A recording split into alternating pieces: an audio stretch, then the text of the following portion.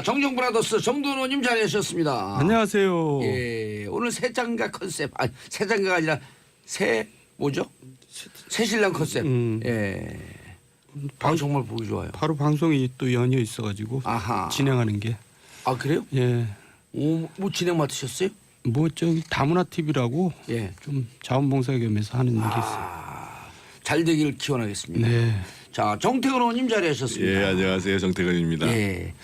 자, 2, 3일 동안은 그냥 핫하게 대한민국을 달군 여인 김여정.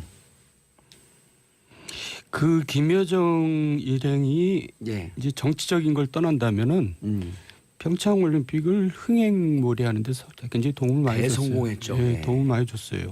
우리 그런 면에서 고맙죠. 이제 정치적인 건 나중에 따로 얘기하더라고요. 예. 김정은이 왜 김여정을 특사로 보냈을까요? 다급한 것 같았는데. 역시 피는 물보다 진하다 아니겠어요? 그 가장 믿을만한 사람은 핏줄밖에 없다. 뭐 정태근 의원 다른 생각 같은.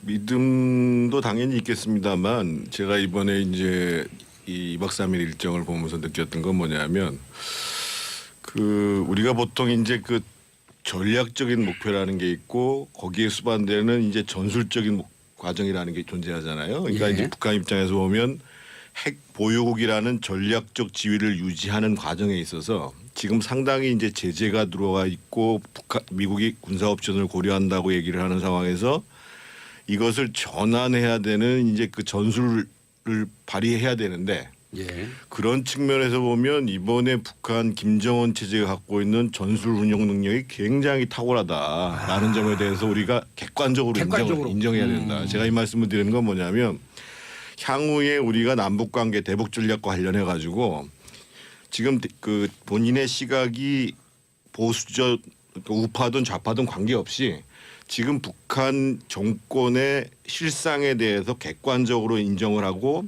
그 인식의 갭을 좁혀 나가야지. 예. 그래야지 우리가 올바른 대응이 가능하거든요. 그러니까 이번에 가장 극명한 건 뭐냐면 미국이 군사 옵션을 고려할 정도까지의 긴장 국면으로 갔다가 어떻든 북한 입장에서 보면 이거를 전환시켜야 되는데 이것을 이제 김여정을 내려보내고 김여정을 통해서 정상회담 카드를 꺼내는 과정을 통해 가지고 국면 전환을 이뤘다는 거죠 기본적으로.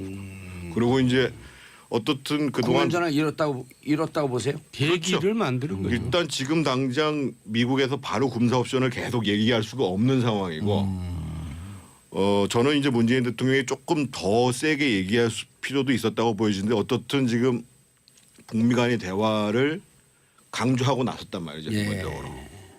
그러면서 이제 한편에 있어서 북한 입장에서 봤을 때는 그동안 제재 국면 속에서 상당히 어려움을 당했는데 예. 그 제재를 몇 가지 이제 균열을 시키는 작업들을 이번에 진행을 한 거예요.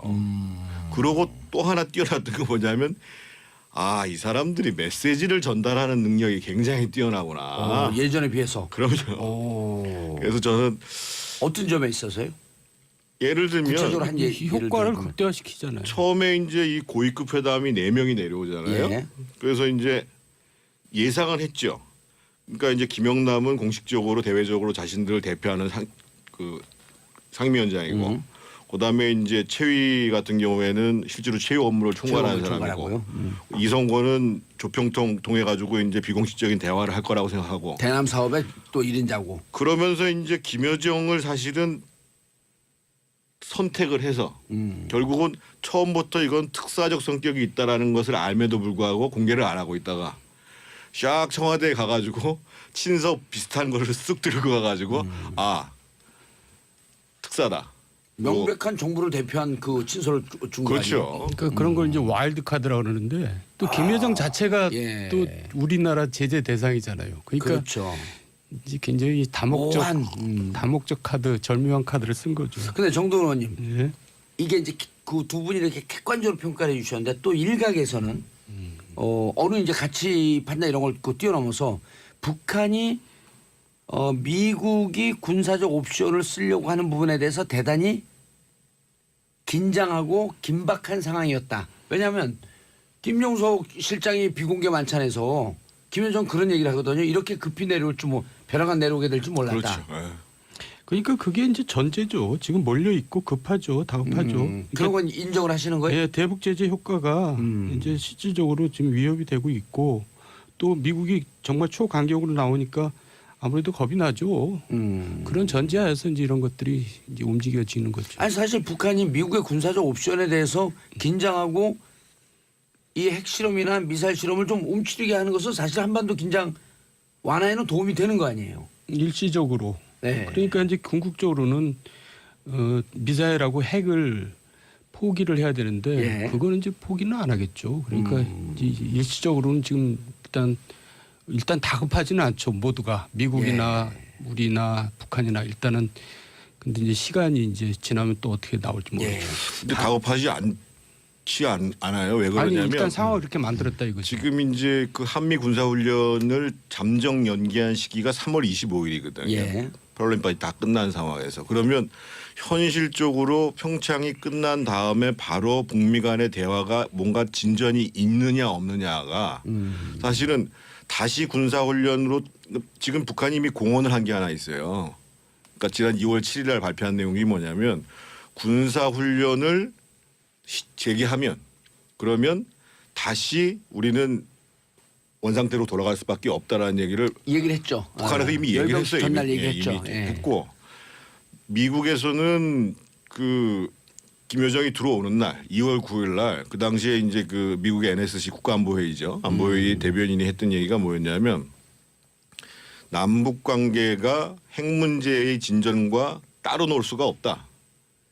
맞아요. 이렇게 예. 얘기를 했어요. 그러니까 제 기본적으로. 얘기는 다급한 상황에서 이제 일단 숨고르기에 들어가는 이제 국면으로 만들어냈다. 일단은 그 예. 다급한 상황에서 예. 조금 여유롭게 예. 되는 상황으로 갔다. 삼자가 다 지금 숨고르게 하고 있는 거죠. 그래서 앞서서 제가 장윤전 기자가 아주 잘 말씀해 주셨는데요. 예. 지금 이제 사실은 4차례의 만남을 하고 고위급 회담 자체도 지금 거의 2시간 40분을 했다는 거 아니에요? 예. 그래서 빨리 미국에 특사를 보내야 돼요. 미국에. 예. 예. 그래서 실제로 어떤 얘기가 오갔는가 그리고 미국이 어떻게 생각하고 있는가. 그래서 지금 대북 특사가 문제가 아니라 제가 보기에는 어떤 인사를 미국 특사로 보내서 실제로 미국이 지금 어떤 눈초리로 쳐다보고 있는가에 대해서 그리고 우리가 기본적으로 여전히 우리는 한미 공조를 공고히 할 것이다라는 믿음을 줘야 되거든요. 그리고 야, 탁월한 지적을 하고 있어요. 그래서 저는 미국 특사뿐만 아니라 사실은 기분이 나쁘지만 아베한테도 특사를 보내고 특사를 보내고 중국에도 특사를 보낼 필요가 있다는 거죠. 기본적으로. 6개국 정상들에게는 다 특사를 보낼 필요가 있겠다. 뭐 최소 일단 급한 대로 미국은 최대한 빨리 가야 되고요. 또 한 가지 말씀드리고 싶은 게 뭐냐면 이럴 때 실제로 지금 대한민국 내부에 있어서의 견해차를 좁혀가는 게 중요합니다. 남남 갈등을 조정하자. 특히 이제 벌써 이제 그 각 당에서 예. 예를 들면 자유한국당에서는 핵무기를 포기하는 것을 전제로 하지 않은 정상회담은 핵 개발을 찬양하러 가는 거하고 똑같다 이런 식으로 얘기를 했단 말이에요.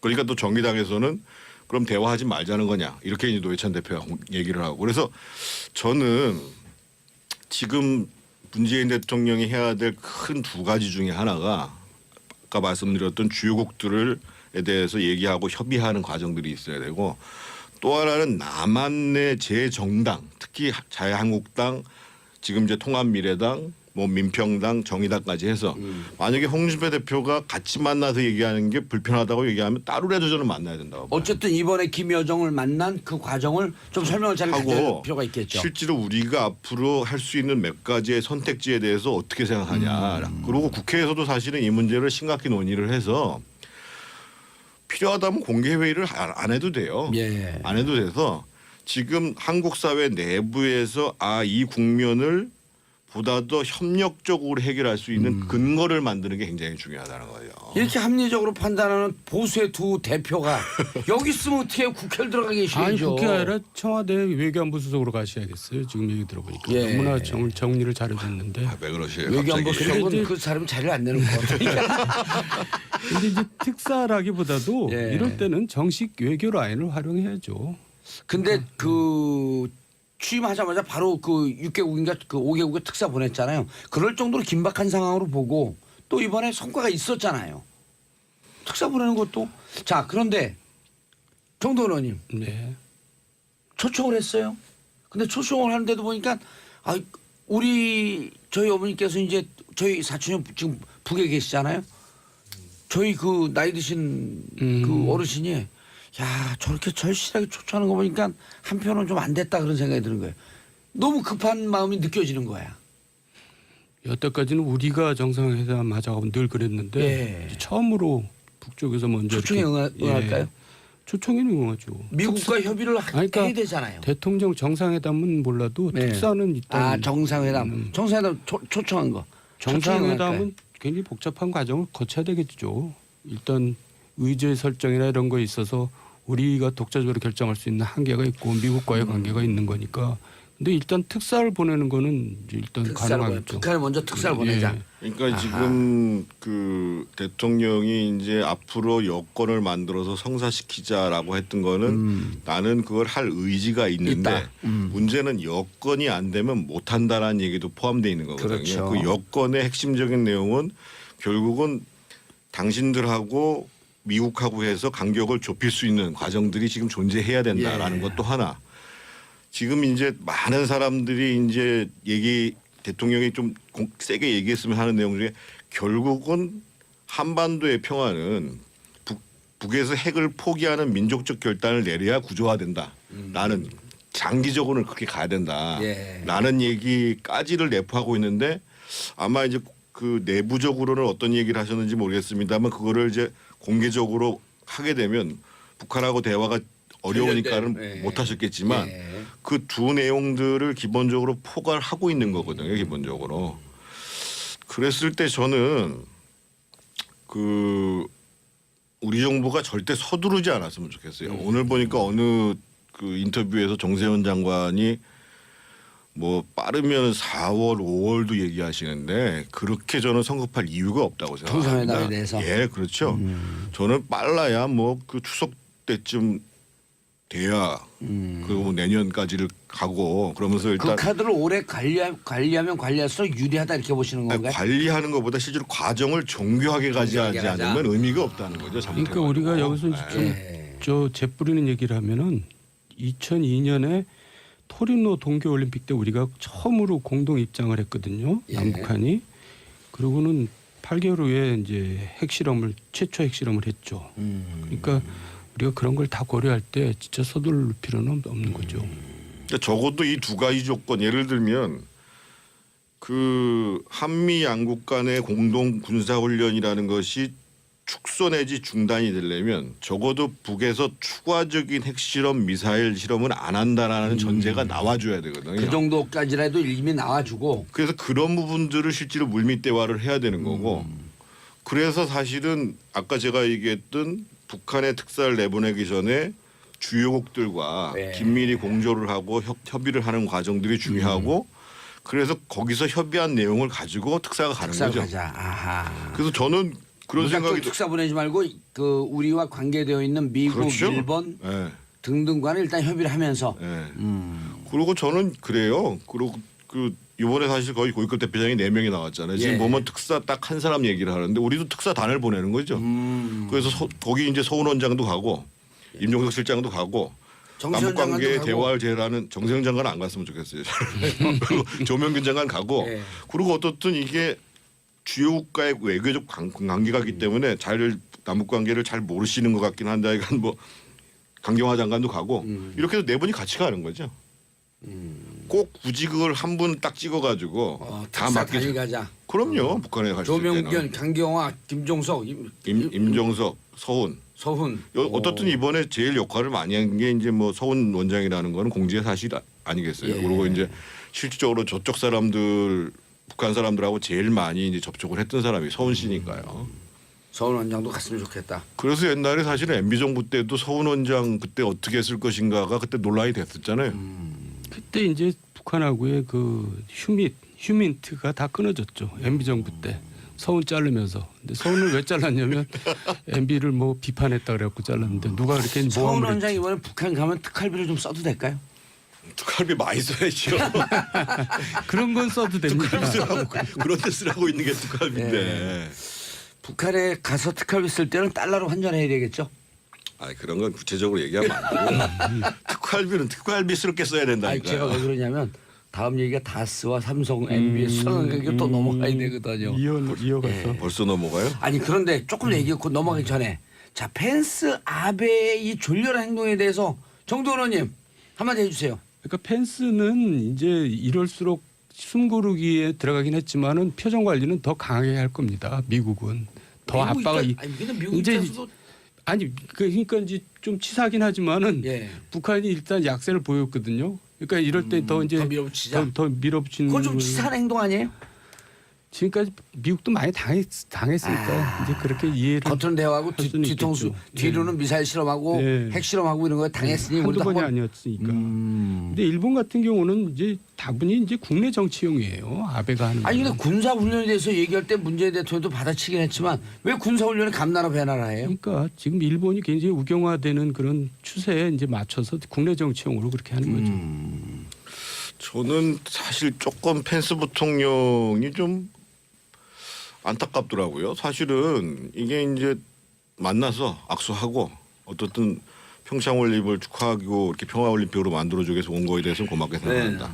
하지만 핵 문제를 자기가 핵 얘기하는 문제에 거잖아요. 대한 진전 없이 우리의 압박의 강도는 계속 갈 것이고 미국에서 얘기했던 것처럼 우리는 모든 옵션을 고려하고 있다. 이렇게 얘기하면 되죠. 그러니까 대국답지 않은 이제 행동이 아니 바로 코앞에 있는데 코앞에 있는데 하고 웃으면서 지금 얘기했지 하고 자기들 메시지 전달할 수 있는 중요한 기간. 근데 제가 확실히 느낀 거는 미국의 부통령은 아무 고란이 없어요. 아마 미국의 부통령이 역사상 이렇게 각광받은 게 처음일걸요. 예, 그러니까 미국 부통령은 뭐 이렇게 상원 의장이나 하고 대통령의 유고가 생기면 역할이 생길까 해보니까 확실히 미국도 부통령이라는 자리는 아무 의미가 없는 거고요. 우리나라 총리도 그래요. 아베 문제와 아베, 관련해서는요. 한마디 하세요. 근데 어떻든 저는 그 이번에 이제 그 외국에서 주요국에서 정상급 물론 네덜란드 총리도 오고 했습니다. 네. 아베가 왔단 말이에요. 근데 문제가 있죠 기본적으로. 더더군다나 이제 와가지고 위안부 얘기했지요. 그러면서 약속 합의 전 정부 합의 지켜줘야 된다 얘기하고 국가 간의 약속 특히 뭐 소멸상 대사관 앞에 있는 거 철거해야 된다고 얘기했죠. 그다음에 이제 한미합동훈련 얘기했지요. 그리고 이제 립세션 늦게 왔지요. 그래서 이제 저는 근데 거기에 대해서 우리가 그것에 대해서 졸렬하고 무례하고 내정 간섭이다라고 공격하는 것을 넘어서 가지고 우리가 조금 치사스럽다고 하더라도 예.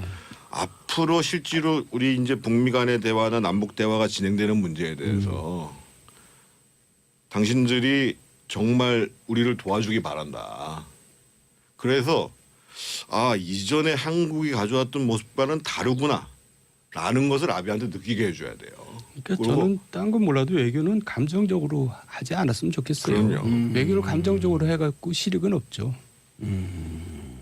그래도 아베가 저런 한 부분에 대해서 그냥 문재인 대통령이 요즘 받아친 거로 문재인 거기서 대통령이 끝나야 돼요. 거기서 멈추고 네. 아까 정돈 의원님 말씀하셨듯이 정책은 죄송합니다. 정태근 의원님 말씀하셨듯이 싫어도 그럼요. 일본도 우리 측 입장을 설명하기 위한 특사 보내는 게 좋다. 아 그럼요. 특사 딱 어디 특사 하고 싶으세요? 제가 말씀드릴게요. 미국. 전 옛날에 러시아 특사 갔다 왔는데 이번 러시아 다시 한번 가고 옛날 친구도 한번 보실래요?